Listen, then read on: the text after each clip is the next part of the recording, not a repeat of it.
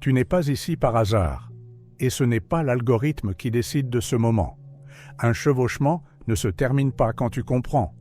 Il se termine quand tu observes d'une seule façon. Et là, tu es exactement au bon moment. Je vais te dire quelque chose de simple, mais inconfortable. Depuis un certain temps, ta vie ne manquait pas de volonté. Elle manquait de netteté. Tu as essayé d'avancer, de te remettre dedans, de corriger tes pensées, de te discipliner. Et pourtant, les résultats alternaient.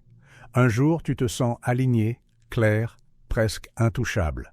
Le lendemain, sans raison visible, tu te réveilles comme si tout avait reculé. Tu te demandes ce que tu as raté. Et pire, si tu tiens vraiment le cap ou si tu t'inventes une excuse élégante. Et ce qui rend ça dérangeant, c'est que tu peux faire les bonnes choses, au bon moment, avec la bonne intention, et avoir malgré tout une réponse instable. Comme si la réalité te donnait un reçu un jour, puis le refusait le lendemain. Comme si ton propre système changeait de langue sans te prévenir. Tu te dis « D'accord, alors qu'est-ce que je dois corriger ?» Et tu replonges dans l'analyse, dans la stratégie, dans l'idée qu'il te manque une pièce. Sauf que ce n'est pas une pièce. C'est une mise au point. Ce va-et-vient n'est pas seulement psychologique. Il laisse des traces partout, dans ta constance, dans tes décisions, dans ta manière de parler, même dans la façon dont les opportunités apparaissent puis se dérobent. Tu le vois dans les petites choses, tu écris un message et tu le modifies 10 fois, comme si 2 personnes en toi hésitaient sur le ton. Tu commences quelque chose avec une évidence, puis tu reviens dessus, comme si l'évidence n'avait jamais existé. Tu poses une limite et tu la renégocies le lendemain. Tu sens ton énergie monter, puis tu la regardes s'écrouler et tu ne sais même pas sur quel bouton tu as appuyé. Et le plus épuisant, c'est que tu as l'impression de devoir tout porter en permanence. Ton projet, ton énergie, ta vision, ton calme. Comme si relâcher une seconde faisait tout s'effondrer. Comme si la stabilité était une tension musculaire. Comme si ta vie était une pyramide qui ne tient que parce que tu restes crispé. Alors tu appelles ça de 1000 façons. Fatigue, confusion, perte d'élan, auto-sabotage, manque de motivation. Mais si tu es honnête, aucun de ces mots n'explique le détail le plus étrange. La sensation de vivre à cheval sur 2 versions de toi-même. Une version qui sait et une version qui doute. Une version qui avance et une version qui se protège. Et parfois, ce n'est même pas une question de mieux ou de pire. C'est juste 2 textures différentes de réalité. Comme si tu passais d'une image en haute définition à une image granuleuse, alors que rien, en apparence, n'a changé autour de toi. C'est exactement ça, le chevauchement. 2 trajectoires actives au même endroit. 2 lectures de la réalité superposées, comme 2 images transparentes. Et tant que ton attention regarde les 2, même sans le vouloir, tu nourris les 2. Ce que tu appelles résister à l'ancien est souvent une forme d'attention. Et l'attention, elle ne fait pas la morale. Elle stabilise ce qu'elle fixe. Elle rend solide ce qu'elle vérifie. C'est pour ça que les efforts classiques finissent par donner une impression de lutte. Tu essaies d'installer le nouveau, mais tu continues à contrôler l'ancien. Et contrôler, c'est encore regarder. Et regarder, dans ce contexte, ce n'est pas neutre, c'est alimenter. Dans ce message, on va faire l'inverse. On ne va pas ajouter plus d'efforts. On va clarifier l'observation. Je vais te donner des preuves très concrètes, des signes que tu reconnaîtras immédiatement, qui montrent que tu es bien en train de vivre ce chevauchement et que l'événement de fermeture est déjà en cours. Puis, je vais te transmettre un protocole simple, applicable dans une journée normale, sans rituel, sans mise en scène, pour verrouiller une seule ligne. Pas par force, par précision. Et voici le détail que presque tout le monde rate. Quand l'ancienne ligne commence à se fermer, ça ne fait pas un grand spectacle. Ça fait des parasites, des incohérences minuscules, une alternance étrange, une sensation qu'il y a dans ton quotidien, des moments où tout est propre. Puis, sans raison, un retour de brouillard. Comme si 2 images se disputaient la même place et que ta conscience oscillait encore entre 2 réglages. Commençons par ce que tu connais déjà, mais que tu as mal interprété. Le premier signe, c'est l'alternance brutale. Tu as des journées où tout est simple, tes idées s'alignent, tes décisions deviennent évidentes, tu réponds plus vite, tu n'as pas besoin de te convaincre. Et puis, sans déclencheur clair, ça se casse. Pas une tristesse profonde, pas un drame, plutôt une opacité. Comme si ton esprit était redevenu une pièce humide et que tout effort glissait. Tu peux lire, écouter, te motiver. Rien ne prend vraiment. Ce n'est pas paresseux, c'est instable. Et cette instabilité n'est pas seulement dans la tête, elle est dans la manière dont les choses réagissent à toi. Tu peux faire exactement la même action, même message, même démarche, même décision, et obtenir des réponses totalement différentes selon l'état où tu es. Comme si le monde était un miroir hypersensible, qui ne renvoie pas seulement ce que tu fais, mais la position depuis laquelle tu le fais. Beaucoup de gens se font violence à cet endroit. Ils se traitent comme un problème à résoudre.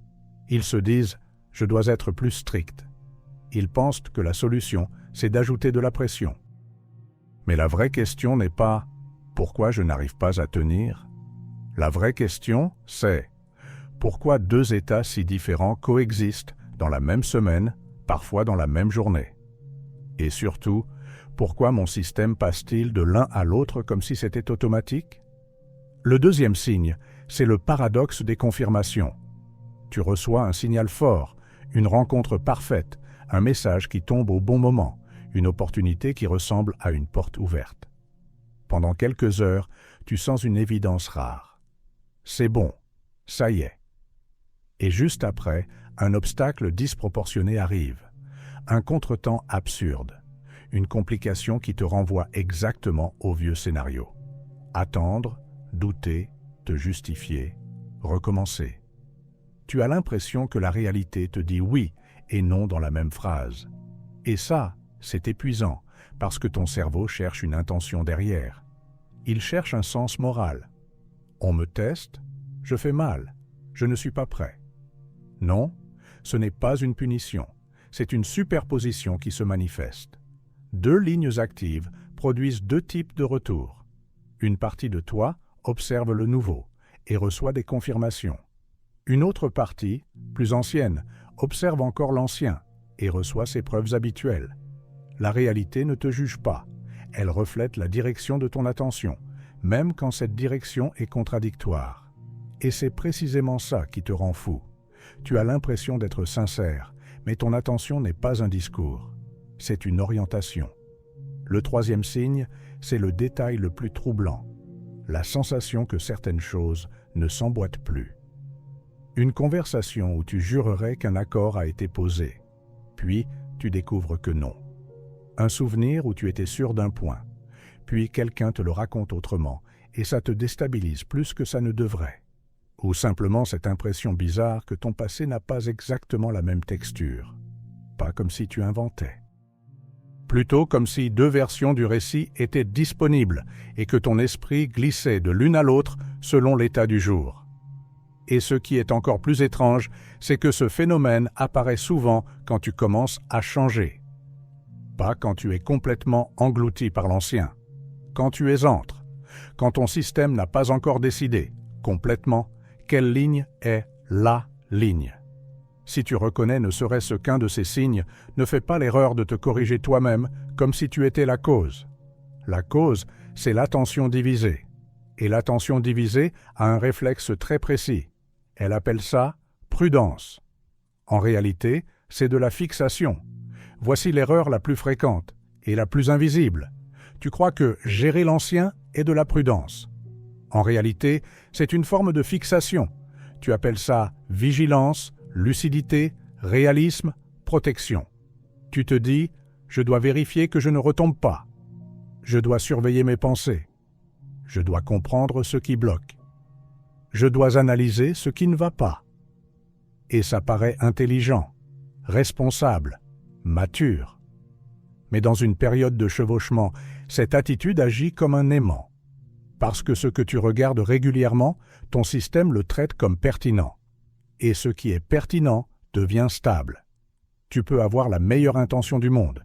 Si tu contrôles l'ancien scénario 10 fois par jour, Tu le nourris 10 fois par jour, même sans émotion, même juste pour voir, même pour ne pas répéter.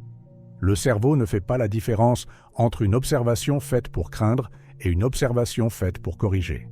Dans les deux cas, c'est une observation. Et une observation, c'est une mesure. Elle rend l'objet plus réel, plus consistant, plus fréquent dans ton champ. Voilà pourquoi beaucoup de gens ont l'impression de progresser, puis de rechuter.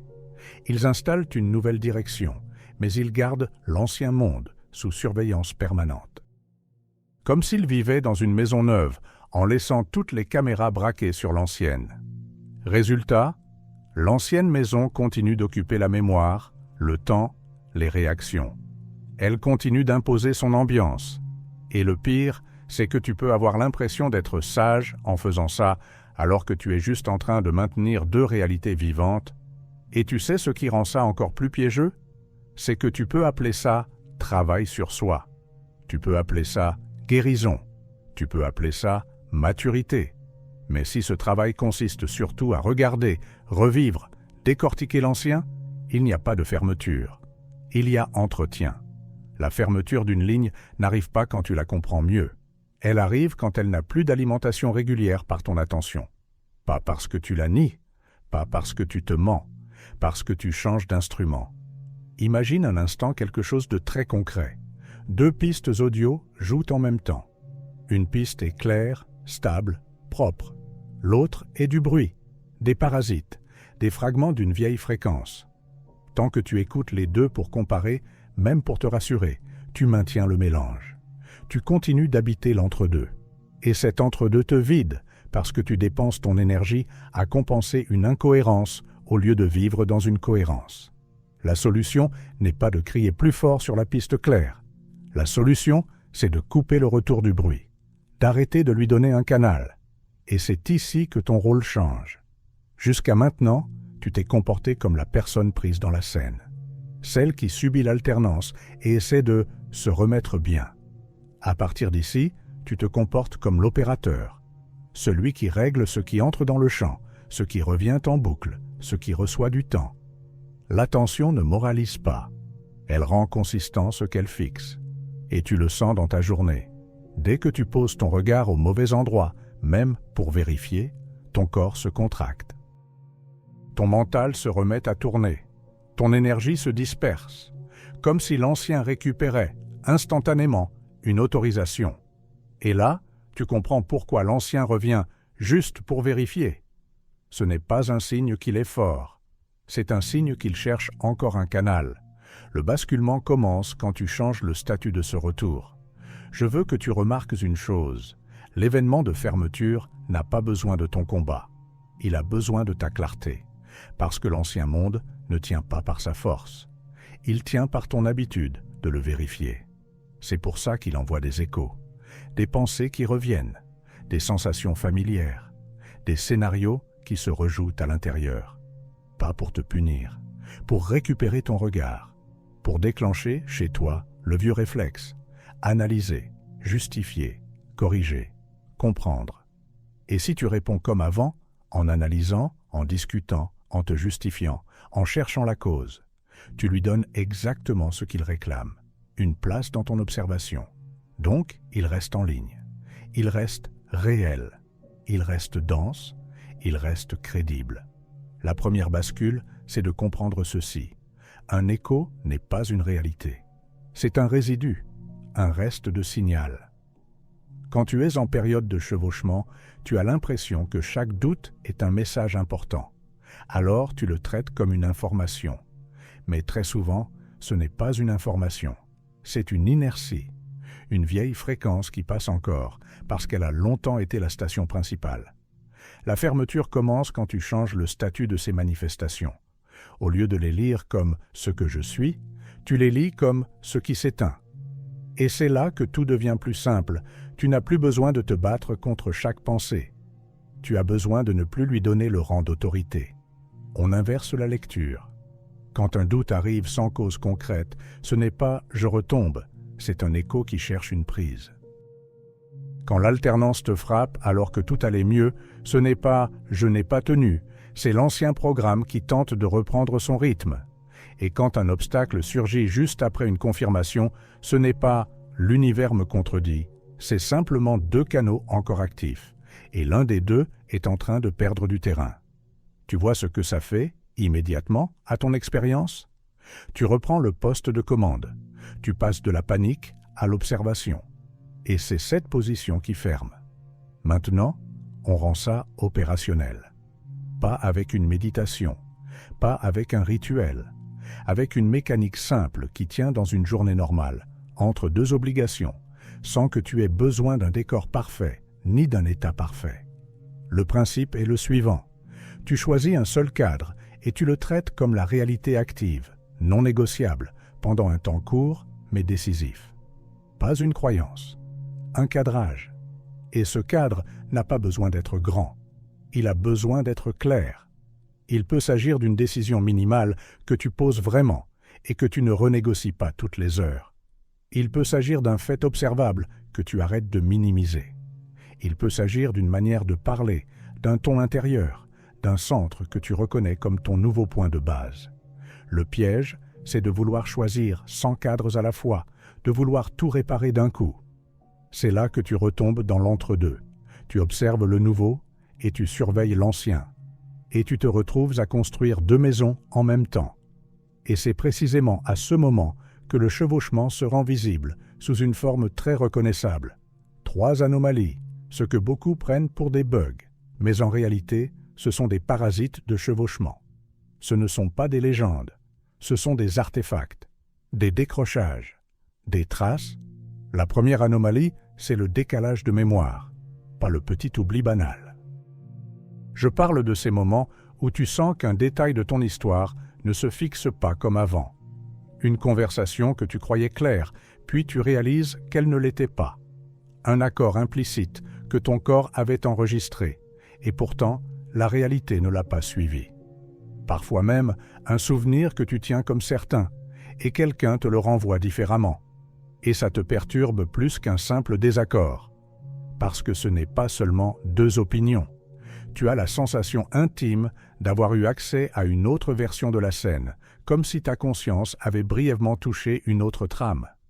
L'erreur, c'est de prendre ça pour un signe que tu perds le contrôle. Mais si tu regardes finement, il se passe souvent l'inverse. Ton attention se décolle de l'ancienne narration. Tu ne revis plus ton passé avec la même colle émotionnelle. Et quand la colle lâche, le récit bouge. Tu ne tiens plus l'histoire avec la même crispation. Ça fait peur parce que tu associes stabilité et sécurité. Mais cette peur vient d'une confusion. Tu crois que la sécurité, c'est de garder l'ancien récit intact. En réalité, la sécurité, c'est de ne plus dépendre de lui. La deuxième anomalie, c'est la bascule émotionnelle sans cause. Le matin, une clarté presque froide. Tu sais quoi faire, tu sais ce qui compte, tu sens une solidité. Puis, quelques heures plus tard, sans événement majeur, un retour de poids. Un doute qui s'impose, une fatigue qui n'a pas d'explication, comme si ton système avait changé de pièce. Et ton réflexe habituel, c'est de te juger. Tu te dis que tu n'as pas tenu, que tu es instable, que tu dois te ressaisir. Mais observe, ce n'est pas un échec moral, c'est une oscillation, une alternance d'accordage. Tu passes brièvement sur la fréquence de l'ancien, parce qu'elle a longtemps été automatique. Et c'est précisément parce que l'ancien perd sa dominance que tu le ressens comme étranger. Avant, tu ne le remarquais même pas. C'était ton normal. Maintenant, ça te saute au visage. Et ce contraste est un signe que quelque chose a changé. Tu n'as pas perdu la clarté. Tu as découvert qu'il existait encore un mécanisme de retour. Et découvrir un mécanisme, c'est déjà commencer à le désactiver. La troisième anomalie, c'est le paradoxe synchronie-obstacle. Tu reçois un oui si net que tu te dis « enfin ». Une porte qui s'ouvre, un message, une rencontre, une coïncidence qui ressemble à un alignement. Et ensuite, presque comme une réponse opposée, un obstacle surgit. Un délai, une complication, un refus, une contrariété qui te renvoie à ton ancien schéma. Là, beaucoup de gens paniquent. Ils cherchent ce qu'ils ont fait de travers. Ils interprètent. Il change de direction trop vite, comme s'il devait te répondre à une autorité extérieure. Lis bien, ce paradoxe n'est pas un jeu cruel. C'est une superposition qui se montre. La synchronie reflète la partie de toi qui observe le nouveau. L'obstacle reflète la partie qui observe encore l'ancien. La réalité ne fait pas « oui » puis « non ». Elle te montre deux retours parce que ton observation, elle, n'est pas encore devenue une. Et c'est là que tu reprends la main. Tu ne choisis pas en te convainquant. Tu choisis en cessant d'alimenter l'un des deux retours. Plus tu approches de la fermeture, plus ces parasites peuvent devenir visibles. Pas parce que ça empire, parce que le système se réorganise. Comme une image qui se met au point. Avant d'être nette, elle traverse une seconde où tout tremble. Beaucoup s'arrêtent là, prennent ça pour un mauvais signe et retournent au connu. Ils relancent l'analyse, ils relancent la peur, ils relancent la vérification. Et sans s'en rendre compte, ils redonnent du carburant à l'ancienne ligne. C'est ici qu'on revient au protocole, mais dans sa version la plus utilisable. Pas comme un discours, comme une habitude d'observation. Le protocole tient en 3 gestes. D'abord, tu choisis un seul cadre pour la journée, une phrase simple qui te sert de repère. Ça peut être une phrase qui t'empêche de renégocier, une phrase qui t'empêche de minimiser, une phrase qui te rappelle quel toi parle aujourd'hui. Ensuite, quand l'ancien revient, tu ne discutes pas, tu le reconnais comme un écho et tu reviens au cadre. Enfin, tu repères 3 petites preuves dans ta journée. Pas des miracles, des détails concrets, et tu les laisses s'imprimer 10 secondes au lieu de les balayer.